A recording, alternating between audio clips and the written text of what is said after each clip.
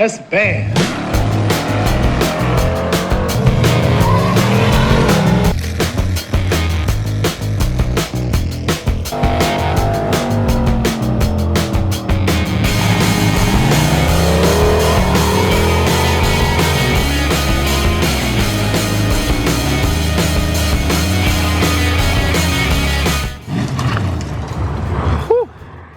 All right, out here working on Jack a little bit. It's had a little bit of a misfire the last few times, so just pulled it back in here after letting it sit outside for a few days working on other stuff, which you've seen. And again, it felt like it was running kind of rough, so figured we'd do a quick little test. You can see all those ones are firing, and then come over here. That one's good, good, good. Uh-oh. That back one's not firing. So that's what we're going to check. I don't know if some junk got in the injector, if the plug's fouled, if actually maybe the plug's just not on it all the way. Something. I know that these injectors have adapters on them, so maybe the adapter's messed up. But yeah, this thing's been down a cylinder since the last video with it. So just trying to kind of figure that out. I'll pull the plug out here in a second once I let things cool off a little bit and take a look at it. And we are completely out of fuel. So it almost didn't make it in the garage.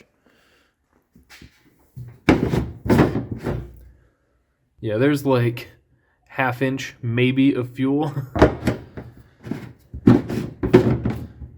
So it wasn't super happy. All right, got the plug out, and it is wet as frick. So, I don't know how well this thing's going to fire back up, being so low on fuel. I don't know if I have any more E85 here. I might have some in that can. I'll check that in a second, but I'm going to toss a fresh plug in it, hopefully fire it back up, and see if it's running any smoother. All right, so got the plug changed, was about to fire it up. Started cranking it over, fired up for a second, immediately died. I was debating on going and getting some more. The closest E85 station that's really worth a heck and sells it cheap is a refinery that's probably 25 miles north of me. But today's the last nice day of the year. After today, it drops literally 20 degrees. So I figured winter's coming up quick. It'll probably start snowing here next week or the week after that. We're not going to be racing anytime soon unless we were to go down south, and with the price of gas, that's not happening. So we're probably going to be putting Jack up for the winter and just focusing on getting some of the projects done around here. So I don't think I've updated you guys on the Fiero. We took it over to my dad's shop, and he got all the brake lines ran like an absolute Chad, and the thing actually rolls and stops great now. Like before, it would take 3 people to push this thing. So new bearings, new brakes, everything's so much happier. We bled the clutch. It's wonderful. This thing's getting super, super close. I think, honestly, if I were able to completely dedicate like a week to this thing, it could be running as soon as the starter shows up, which is a whole different ordeal. It'll show up eventually, just no idea when. But yeah, the Fiero is really close. A little bit of wiring, a little bit of plumbing, just a little bit of everything except for brakes and clutch, perfect. And then, as you guys know, we got the Cobra Mustang, Michael Myers, that I am trying to get done this year, or this winter, I guess. That should go together pretty simply, pretty quickly. It's a real basic setup. I mean, Turbo LS Mustang goes together like peanut butter and jelly. So that should go together really quickly. Shouldn't be a whole lot of issues. I'm not doing anything special with that. I think the hardest part is going to be finding the biggest radiator I can fit in that thing, because I want to set that car up so that it could do drag and drive events. Not saying that I'm going to do those, but I am saying that I would really like to do those.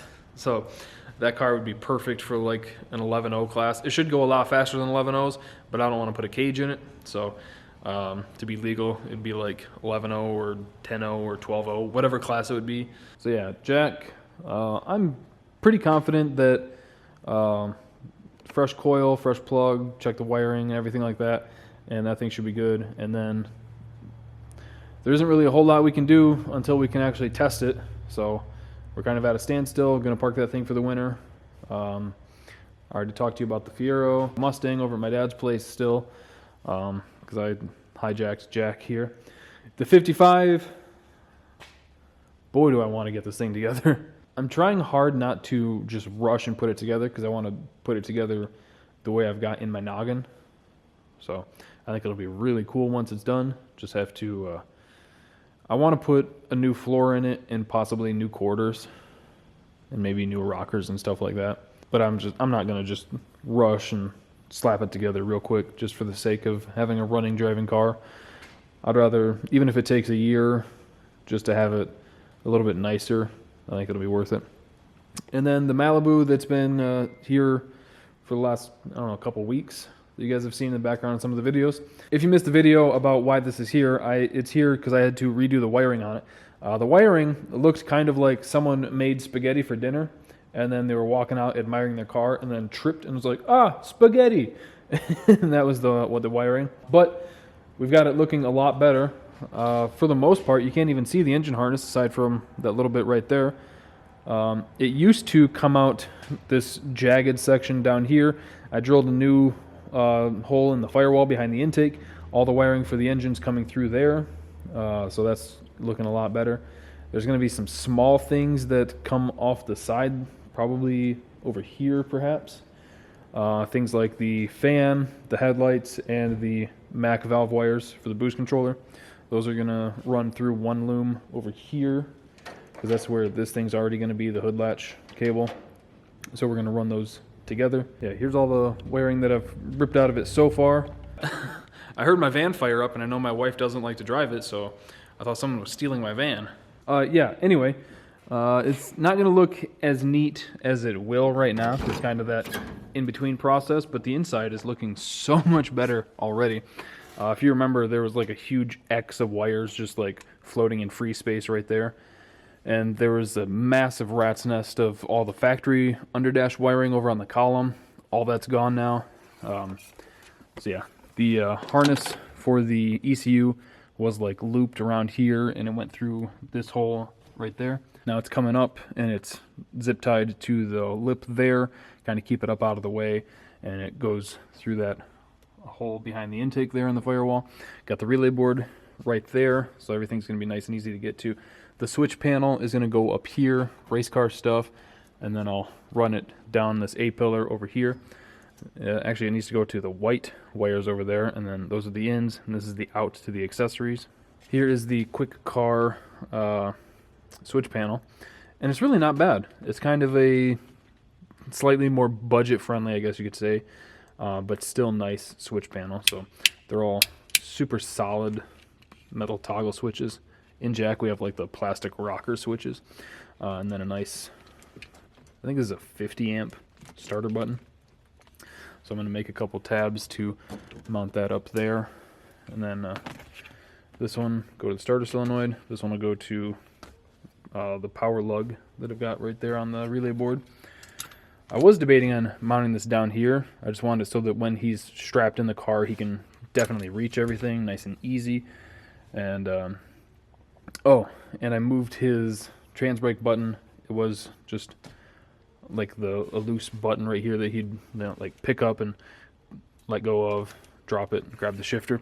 I put it on the steering wheel there, and I made sure to move it far enough in so that if he has to drive the car at all, he shouldn't accidentally hit the button, because that would suck. But yeah, everything's looking so much better. I'm really happy with how it's turning out. It's looking a little bit more race car and less spaghetti. And then in between all of this, there's a secret project. That is sitting over at my dad's. Well, I already mentioned that I was going to use the 355 out of the S10 in this new secret project. And I still could, if I basically just put a new timing set and heads on that motor, it'd be fine. So I'm trying to gather all the parts I need for it so that I can just get it together really quickly. And luckily, I've got a lot of stuff left over. Should I show you guys some of the stuff that I'm going to be using and then let you infer from there? I'll show you some of the stuff. So we're going to be using the Power Glide that's out of James Brown in it. This does not have a trans brake. It is manual valve body, forward pattern. We're not going to be using this torque converter. This torque converter is way too good for the vehicle that it's going in. But I do have the old Jegs converter out of Jack. It's still like a 4,000 stall, rated for 800 horsepower, allegedly. This thing, it's way too much converter. Let's see, we're not using that. Might use that. We're not using that, not using that. We got some stuff here we might use. Got some stuff here we might use.